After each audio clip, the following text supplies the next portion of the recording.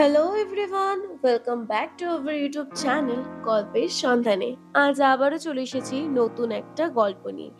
আজকে গল্প শুধু একটা গল্প নয়, এতে মিশে আছে অনেক ধরনের ইমোশন, যেটা হয়তো পরবর্তীকালে পূর্ণতা পাওয়ার সম্ভাবনা ছিল না, কিন্তু কোনো এক বিশেষ কারণে সেটা পূর্ণতা পেয়েছিল।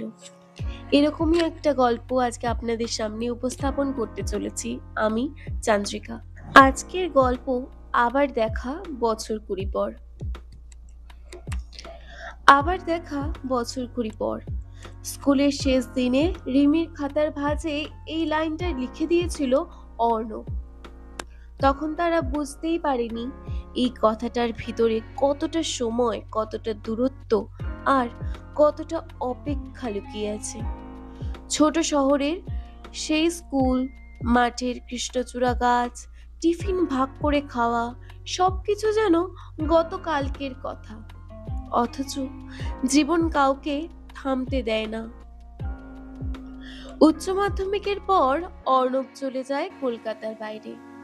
রিমির পরিবার স্থানান্তরিত হয় অন্য শহরে। প্রথম প্রথম চিঠি, পরে ফোন, তারপর ধীরে ধীরে যোগাযোগ ফিকে হয়ে যায়। শুধু সেই লাইনটা অর্ণবের ডায়েরির পাতায় রয়ে যায়। আবারও দেখা বছর কুড়ি পর। সময় সত্যি উড়ে যায়। ২০টা বছর পর অর্ণব এখন একজন শিল্পপতি। কাজের সূত্রে সে আবার ফিরে এসেছে তার ছোট্ট শহরে। পুরনো স্কুল ভবনটি ভেঙে নতুন করে তৈরি করা হয়েছে।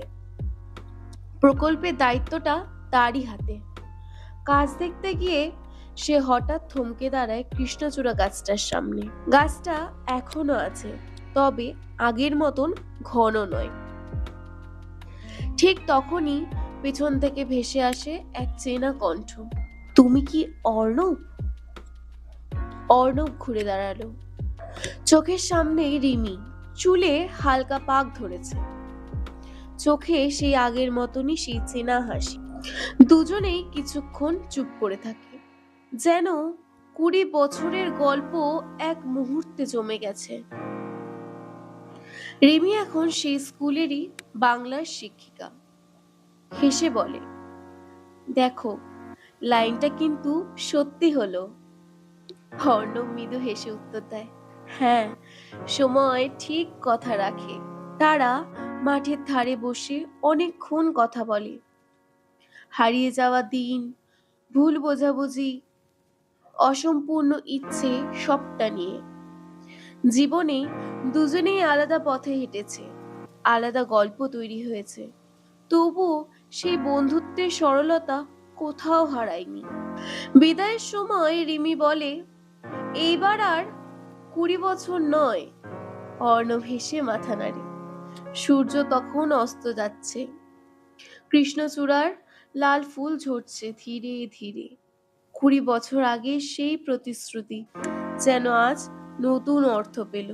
জীবন ঘুরে ঘুরে মানুষকে আবারও মিলিয়ে দেয়।